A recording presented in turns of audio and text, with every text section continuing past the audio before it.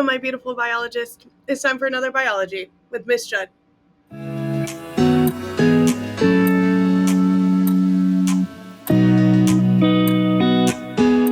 Have you ever wondered why you were the only one in your family with your grandfather's nose? The way that traits are passed from one generation to the next, and sometimes skip generations, was first explained by a great scientist by the name of Gregor Mendel.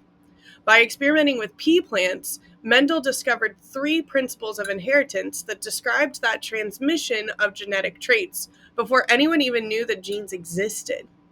Today, we're going to take Mendel's understanding and our current knowledge in biology to look at the genetic inheritance and how traits are passed down in families in different patterns. Sounds like we need to talk to Miss Judd in the corner.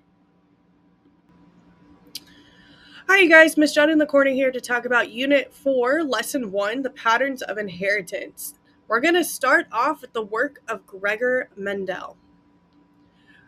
Gregor Mendel is known as the father of modern genetics. Back in the early 19th century, he was born in 1822, no one could describe exactly why offspring of plants and animals looked like their parents, and why traits seemed to appear and disappear and reappear again down through generations.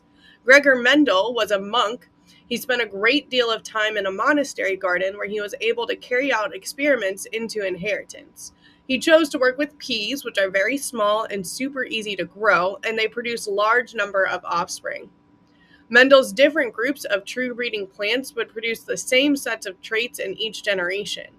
To figure out how traits were inherited from one generation to the next, Mendel crossed individuals from his true breeding strains to produce hybrids. This brings out our idea of heredity and traits. So heredity is that passing of traits from parent to offspring, and a trait is a very specific characteristic of an organism. Our traits are determined from our genes. Our genes are the genetic information coded in our DNA. It's passed from one generation to the next, and it determines an individual's characteristic.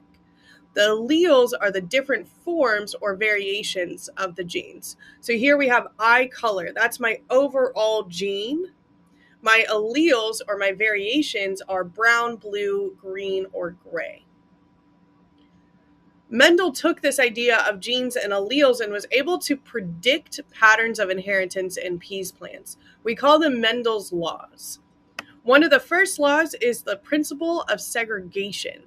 Segregation is the separation of alleles during gamete formation. Traits must separate randomly from each other during the formation of gametes, which happens in meiosis. Each gamete only gets one copy of the trait, or one allele. Fertilization brings these 2 copies of the traits together in the offspring. So you get 1 copy from mom and 1 copy from dad. What this looks like is if you have a pea plant that is green, it has 2 alleles, big G and little g. In the principle of segregation, the big G and little g are segregated or pulled apart from each other so that each gamete only carries a single copy, 1 allele for each gene. That happens here. These gametes, the sperm and the egg, come together in fertilization, which then creates a whole new set of alleles for the offspring to present. The third law is the principle of independent assortment. The inheritance of one gene doesn't affect the inheritance of another gene. So inheriting yellow pea color does not determine if an offspring will also have purple flowers. Those are 2 separate genes because they are on 2 separate chromosomes. These genes for different traits can segregate independently during gamete formation. So an example here, we have one parent that has curly hair, and we have one parent that has freckles. Their child can have curly hair and have freckles because those traits come separately. They're independently assorted. Mendel's third law is the principle of dominance. Some alleles are dominant and some alleles are recessive. An organism with at least one dominant allele will show that trait. An organism with a recessive allele can only exist if there's an absence of a dominant allele. So for example, we have tall and we have short. Because that tall dominates over the recessive, the big T takes over the small t, all of my offspring are going to be tall. The dominant allele is expressed when present, so it's always represented by a capital letter, and it covers up the recessive allele for a given trait. The recessive allele is masked by the dominant trait if the dominant allele is present. So the recessive allele is always represented by a lowercase letter. The only way to express the recessive allele is if there are two recessive copies. That leads us to kind of figuring out, how do we know all of this? How do we show all of this?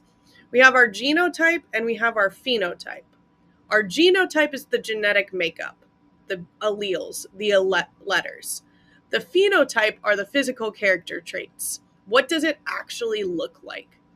So we have big G, that's my genotype, it's my alleles. My phenotype is green. Big G, genotype, green would be the phenotype. These two organisms may share the same phenotypes but have different genotypes. I then can take these genotypes and describe them as either homozygous or heterozygous. Remember, homo means same, so it's two identical alleles. And heterozygous means different, so there's two different alleles. So my big G, that's two identical dominant alleles, so that is homozygous. My big G, those are two different alleles. One is green, one is yellow. That's heterozygous. Little g, that's two of the same. That's homozygous.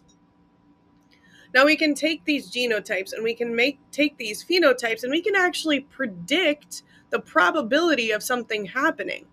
So we measure how likely something will happen. How likely will the offspring be yellow? How likely will the offspring be tall? To calculate this, you take the number of the possible outcomes divided by the total, and you get a percentage. So 1 was green out of the 4 total. So it's a 1-to-4 ratio, or 25%. Now, to get these outcomes, we use a tool called a Punnett square. One of the best ways to predict is using this Punnett square. This used mathematical probability to help predict the genotype and phenotype combinations in a genetic cross. So looking at an example here, we start with the parents. That's step 1, and we want to write down step 1, start with the parents. In my parents, I have big B, little b, crossed with big B, little b. Step number 2 is figure out the gametes. I split each allele. So big B in one gamete, little b in the other. Step number 3 is to line them up on our square. So the gametes for one parent goes on one side and the gametes for the other parent goes on top. Step number 4, write out the new genotypes. You want to combine the genotypes together. So big B comes down, big B comes across. Little b comes down, big B comes across.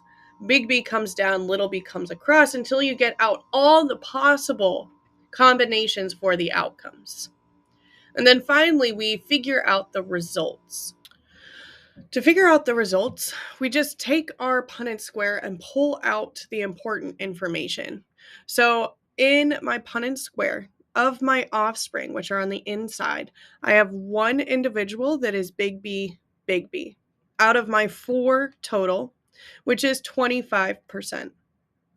In my possible offsprings, I have 2 individuals that are big B, little b, out of my 4 total, which is 50%.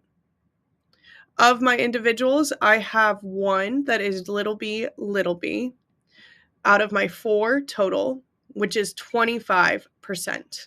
We are able to say that there is a 25% chance that the offspring are going to be small.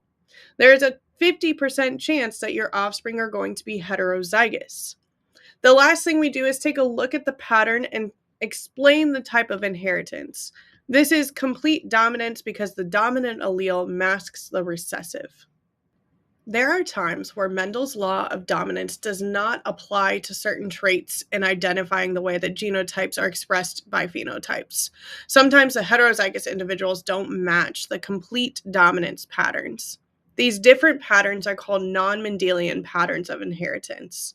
There are so many patterns. Our world is very, very diverse because of the different ways genetics are expressed. We are only going to talk about two. The first one I want to highlight is incomplete dominance.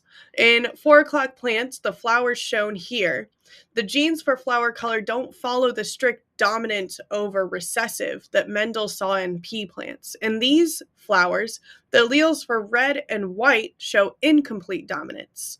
This means that they come together. There's a mix of the red and white coloring. The heterozygous have pink flowers. One allele is not completely dominant over the other. Instead, it's a blend of the two phenotypes. What this would look like with our genotypes and phenotypes, the homozygous big B would be like black fur. The heterozygous big B, big W would be that mix, that gray fur, and the other homozygous WW would be white. Now, if you notice, we use two different letters here because one is not dominant over the other. Both alleles are present, they just mix together. The second one I want to talk about is codominance. In codominance, the phenotypes produced by both alleles are clearly expressed. In some types of chickens, the allele for black feathers is codominant with the allele for white feathers. Heterozygous chickens, the ones in the middle, have a color described as ermite, which is a speckled black and white feathers. The phenotypes for both alleles are very clearly expressed. You see the black and the white. They're both individually visible. The genotypes for this, you have big B, which would be black. You have WW, which would be white. But when you have both alleles present, B and W, that heterozygous, you would see the black and the white. All right, you guys, that wraps up Unit 4, Lesson 1. Let's send it back to Miss Judd. Thank you so much, Miss Judd in the corner. I'm actually pretty excited to learn about my traits and how they get passed on and the different patterns that we can see in our world. Guys, you're doing such good work. Make sure you have these notes so that we can really dive in class.